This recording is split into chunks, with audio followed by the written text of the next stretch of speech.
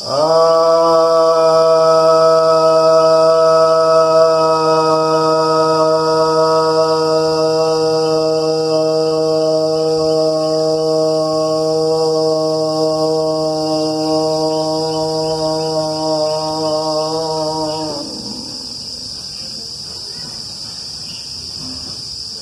भक्तजनों को सप्रेम नमः।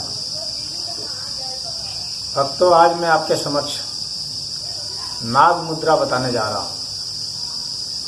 यह मुद्रा काफ़ी लाभकारी है। नाग का योग में बहुत गुप्त रहस्य है।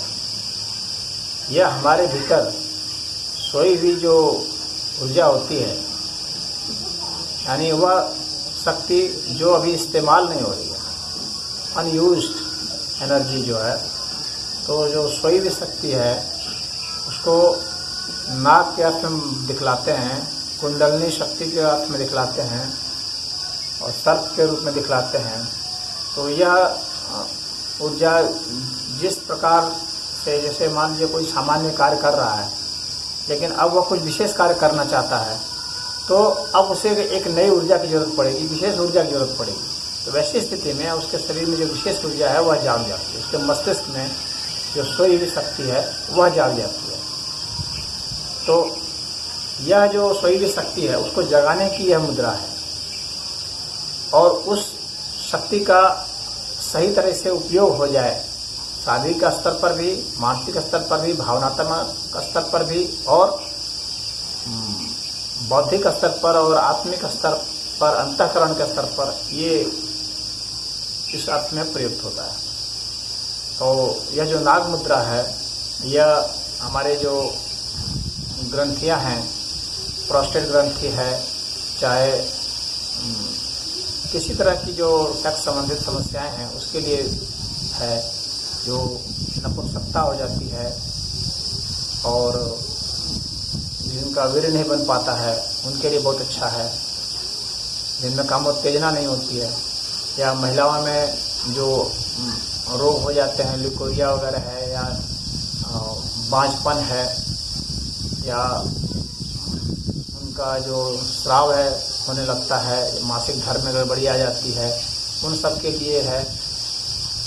यह मुद्रा इतनी लाभकारी है कि चाहे गुर्दे संबंधित कोई रोग है उसको ठीक करने वाली है, या पाचन संबंधित है, भूख नहीं लगती है, तो वो यह शक्ति है, क्योंकि यह एक्स्ट्रा एनर्जी है। और हम लोग के शरीर में एक्स्ट्रा एनर्जी बहुत ज़्यादा है। हम लोग जो इस्तेमाल करते हैं वो मात्र 5% के आसपास प्रयोग करते हैं, यानी 95% एक्स्ट्रा एनर्जी है जो कि इस्तेमाल नहीं होता। उस एनर्जी का प्रयोग करके हम लोग जो है अपनी जो इच्छा है उसकी पूर्ति कर सकते हैं और इच्छा से मुक्त भी हो सकते हैं।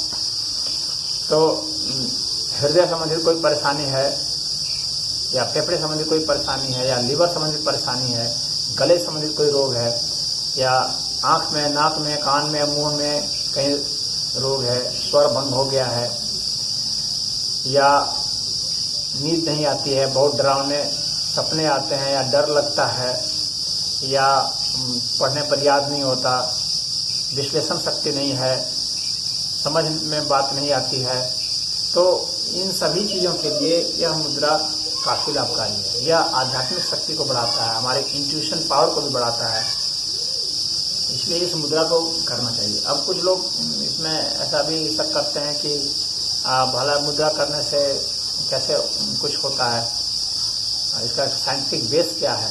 तो आप समझ लीजिए कि बेस तो आपको खुद इसका लाभ इस तरह से दिखेगा कि हमारी जितनी भी उंगलियां हैं, इन सब का प्रयोग आप खुद देखेंगे। जब हमें डांटना होता है तो हम इस उंगली को दिखाते हैं, बिना इस उंगली को दिखाए हुए आप अच्छा से नहीं डांट सकते, और ये ऑटोमेटिक ही डांटते समय ये उंगली निकल जाती है। ये एक मुद्रा है। उसी तरह से हम लोग अगर किसी को बधाई देना चाहते हैं, कुछ करना चाहते हैं, उसको चीयर अप करना चाहते हैं, तो हम लोग अपने अंगूठे को उठाते हैं। अगर किसी को डाउन करना चाहते हैं तो अंगूठे को गिराते हैं। हताश करना, निराश करना चाहते हैं तो उंगली को गिराते हैं।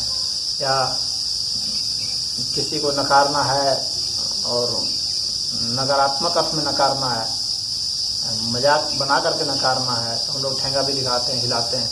तो ये सब मुद्राएं, ये सब क्या ये हमारी मनोभावना को बतलाती है और इसके बाद हमारी शक्ति को बतलाती है कि हम उस तरह से हमारी शक्ति व्यक्त हो रही है, प्रकट हो रही है।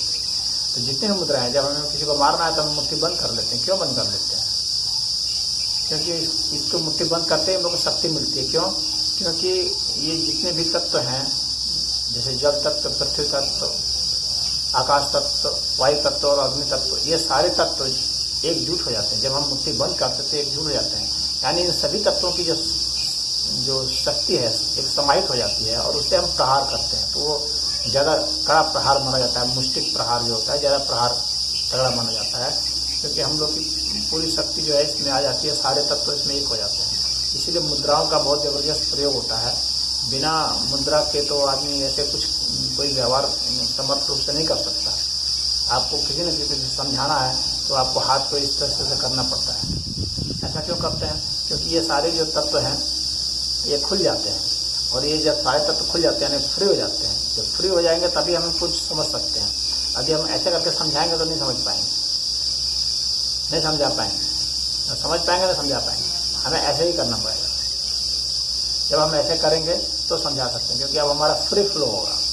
ये यहाँ पर सरफेस एरिया बढ़ जाएगा, फ्री फ्लो होगा, तो हमारी जो शक्ति है इससे संदर्भित शक्ति या इन मूल्यों से संदर्भित शक्तियाँ जो हैं ये सब फ्री होकर के बहेंगी, तो हम बेहतर समझा सकते हैं किसी चीज़ में, अन्यथा नहीं समझा सकते।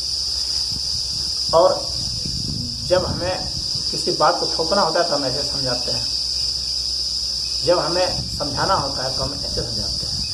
इस तरह से जो समझा रहा है इसका मतलब है कि वो स्वतंत्र रूप से आपको समझा रहा है और अपनी तरफ से कोशिश कर रहा है, ईमानदार प्रयास कर रहा है, तो इसलिए मुद्राओं का प्रयोग होता है। तो खैर अब मैं नाग मुद्रा पर आता हूँ। ये किसी भी ध्यान आसन पर बैठ जाएं, पद्मासन, सिद्धासन, वज्रासन, सुखासन, भद्रासन, स्वस्तिकासन, या सोफे पर भी बैठ सकते हैं। और बैठ करके इसे आप सुबह शाम कर सकते हैं, खाली पेट करना है। और इसमें क्या करना है कि ये जो हाथ है तो एक हाथ के अंगूठे को यहाँ रख लें, दूसरे हाथ के अंगूठे से इसको प्रेस कर लें और यह जो चारों उंगलियाँ खड़ी हैं इसको थोड़ा सा टिल्ट कर दें, थोड़ा सा मोड़ लें, हल्का सा, बहुत हल्का सा मोड़। अब ये नाग जैसी मुद्रा बन जाएगी। इसको नाग मुद्रा कहते हैं, यानी नाग सा। इसे जो है आप जिस भी क्षेत्र में आप अपनी शक्ति जगाना चाहते हैं उससे संदर्भित आपको अपने स्थान पर रखना है। यानी यदि सेक्स संबंधित या जो है मल त्याग संबंधित अगर आप इसको करना चाहते हैं तो आपको इसको नीचे रखना पड़ेगा, इससे नीचे। और यदि आप गुर्दे संबंधित और पाचन संबंधित करना चाहते हैं तो इसे आपको थोड़ा सा उसे ऊपर रखना पड़ेगा। अगर आप अधिक से अधिक सोचते हैं कि हमारे में भोजन की क्षमता बढ़े, पचे भोजन, गैस वगैरह की समस्या दूर हो, तो इसको थोड़ा सा और ऊपर रखेंगे। और यदि आप समझते हैं कि हृदय संबंधित आपको समस्या है, लीवर संबंधित समस्या है, पित्ताशय संबंधित समस्या है, तो इसको थोड़ा सा और ऊपर रखेंगे। और यदि आपको गले से संबंधित कोई समस्या है, आवाज़ सही नहीं है और गले में कुछ प्रॉब्लम है, अटक रहा है, सांस लेने में परेशानी हो रही है, तो या सर्दी खांसी जुकाम वगैरह बहुत ज़्यादा होते हैं, तो आप यहाँ पर इसको गले के पास रखेंगे। और यदि आपको विचार संबंधित कोई समस्या है, भावनात्मक समस्याएं हैं, कल्पना संबंधित कोई समस्या है, कोई चिंता है, इसका समाधान आप नहीं निकाल पा रहे हैं, या शत्रु भयभीत कर रहा है, तो ऐसी स्थिति में जो है आप इसे यहाँ पर रखेंगे। और यदि आप मुक्ति चाहते हैं, मोक्ष चाहते हैं और ज्ञान और भक्ति की आपकी इच्छा है तो इसे सर के ऊपर रखेंगे। तो यह जो मुद्रा है आप जिस स्थान पर रखते हैं उस स्थान पर, यानी उस जो चक्र है उस चक्र से संबंधित यह हो जाने के कारण वहाँ इसकी जागृति होती है, उस तरह की शक्ति की जागृति होती है। अब आपको जिस भी चीज़ को जगाना है तो आप वहाँ रखिए इसे और श्वास को भरिए, अधिक से अधिक लंबी सांस लीजिए लेकिन आराम से लीजिए, और सांस को रोकिए आराम से लेकिन अधिक से अधिक लंबी देर तक, और फिर आराम से इसे छोड़िए अधिक से अधिक लंबी देर तक। सामान्यतः इसका अनुपात जो है ऐसे रखते हैं कि जितनी लंबी सांस भरते हैं यानी पूरक करते हैं उससे दुगनी सांस छोड़ते हैं यानी रेचक करते हैं, और जितनी छोड़ते हैं उससे दुगनी रोकते हैं यानी कुंभक करते हैं। इस प्रक्रिया से इसे चलाते हैं, लेकिन आराम से सब करना है, अत्यधिक तनाव नहीं होना चाहिए। और जिस भी इष्ट की आराधना आप करते हैं उनके मंत्र को जपते हुए, उनका ध्यान करते हुए और इसको करें तो यह और भी फलदायी होगा।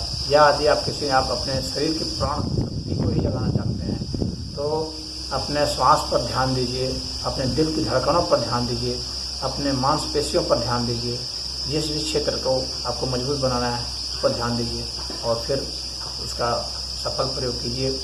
यह कम से कम 5 मिनट होना चाहिए और अधिक से अधिक देर तक आप जितना कर सकते हैं, 15 मिनट, आधा घंटा, 1 घंटा, 2 घंटा, उतना आप कीजिए, वह शक्ति आपकी जागृत हो जाएगी।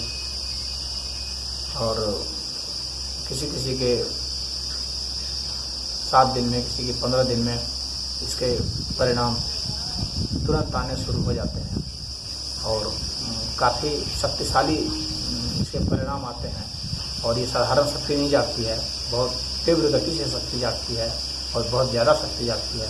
इसलिए शक्ति जागने के बाद शक्ति को संभालने की भी ताकत चाहिए, और इसलिए संभालने के लिए आपको प्राणायाम करना चाहिए, चतुर्थ प्राणायाम विशेषकर, इसमें सांस को नियंत्रित करते हैं। तो वैसा करेंगे तो शक्ति जगाने के नाग मुद्रा से शक्ति जाग जाएगी, लेकिन शक्ति को संभालने के लिए आपको चतुर्थ प्राणायाम करना चाहिए और ध्यान करना चाहिए। अपने इष्ट का ध्यान करें और इस नाग मुद्रा के द्वारा शक्ति जागृत करके आप अपने रोग को भी ठीक कर सकते हैं और अपनी मनोभावनाओं को ठीक कर सकते हैं। जिन भी समस्या से ग्रस्त हैं उस समस्या को भी दूर कर सकते हैं। ओम।